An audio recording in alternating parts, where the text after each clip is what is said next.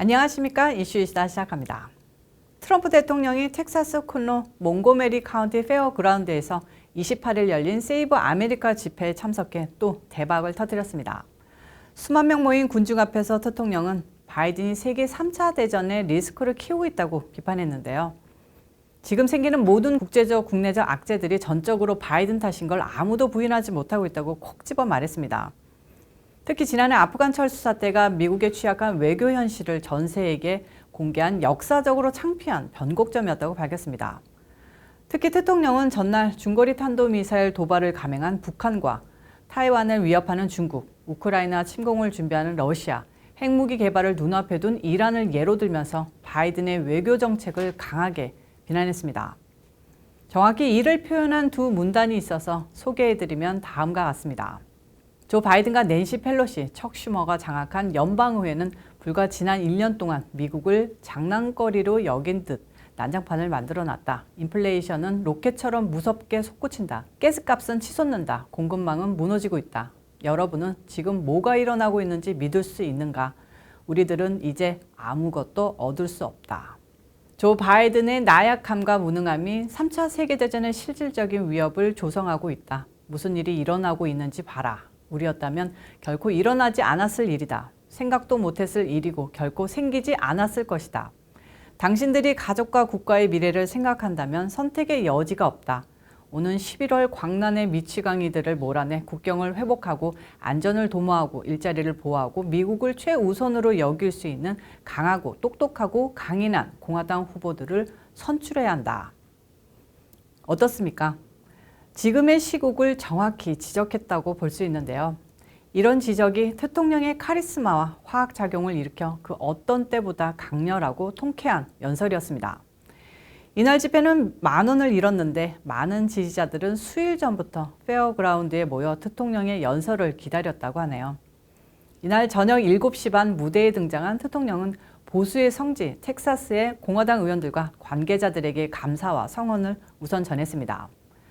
특히 재선에 나서는 그렉 에봇 주지사, 댄 패트릭 부지사, 농업부 코미셔너 시드 밀러, 검찰총장 켄 팩스턴에 대한 변함없는 지지를 보냈습니다. 이 중 농업 커미셔너 선거에 나서는 밀러 후보는 이렇게 말했습니다. 나는 2024년에 무슨 일이 일어날지 모르겠다. 하지만 45가 47이 되길 원한다면 미국민들은 기꺼이 그를 맞을 준비가 됐을 것이다 라고 했습니다. 그러면서 대통령을 미국의 45대 대통령이자 곧 47대 대통령이 되실 분이라고 소개해 환호를 받았는데요. 대통령도 전혀 개의치 않는 모습이었습니다. 이번 집회에 사정상 참석 못한 에봇 주지사도 비디오 메시지로 대통령의 감사를 전했습니다. 대통령 역시 에봇 주지사를 완전히 전적으로 성원하며 다음 선거에서 꼭 이기길 바란다고 말했습니다. 대통령은 이와 더불어 지난 1월 6일 땡땡 사태로 구속됐거나 처벌을 앞둔 참가자들을 2024년 대통령이 된다면 모두 사면할 것이라고 해 환호를 받았는데요. 사실상 대선 출마를 시사하는 발언이라고 봐도 무방하겠습니다.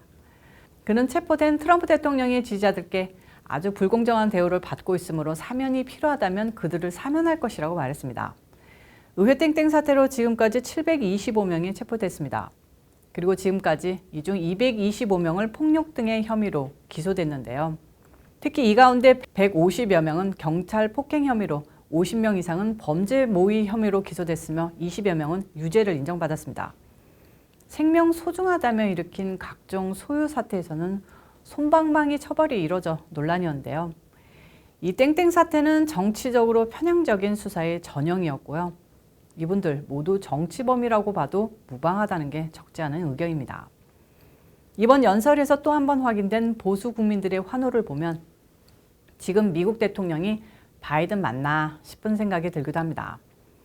일부에서는 지금 미국엔 2명의 대통령이 있다고 냉소적으로 말하고 있는데요.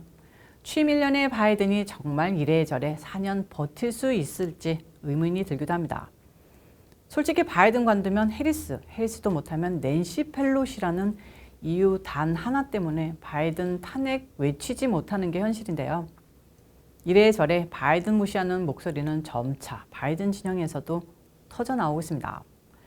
빅테크 기업들은 대통령 무시하고 바이든에게 아양 떠는 대표적 집단인데요. 이 중 2단아가 하나 있는데 바로 일론 머스크죠. 그래서 영웅 대접을 받기도 하는데 캘리포니아를 떠나 텍사스에 안착하면서 부쩍 보수 우파적인 마인드와 발언을 하고 있습니다. 이번에 머스크가 바이든을 물에 젖은 축축한 양말로 비유하면서 투표로 몰아내자고 했는데요.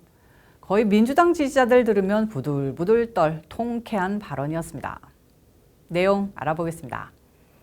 머스크는 바이든을 향해 사람 모양의 축축한 양말 꼭두각시, 미국 대중을 바로 바보 취급하고 있다고 비난했습니다.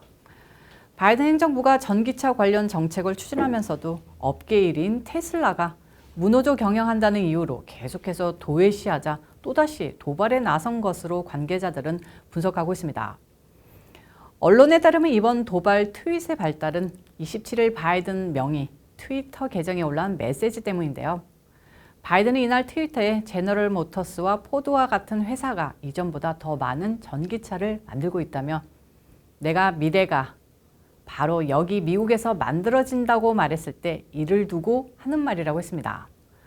머스크는 이 트윗에 T자로 시작하고 A자로 끝나며 중간에 ESL이라고 답글을 적었는데요. 테슬라를 빼먹었다는 불만이었습니다. 머스크는 그러면서 양말 모양 이모지와 함께 바이든은 사람 형태의 축축한 양말 꼭두각시라고 했는데요. 바이든이 미국 대중을 바보 취급하고 있다고도 적었습니다. 세계 최고 부자다운 자유로움과 똘끼 왕입니다. 또한 땡땡 의무화 등 콧땡 관련 부분까지 비판했는데요. 자유가 한꺼풀씩 벗겨지고 있다. 땡땡은 폭정으로 가는 길, 그들을 투표로 몰아내자고 했습니다. 머스크가 아니고 일반인이 이런 글을 올렸다면 트위터 계정 폭파시켰을 텐데 빅테크끼리 싸움 벌어지면 정말 재밌을 것 같습니다.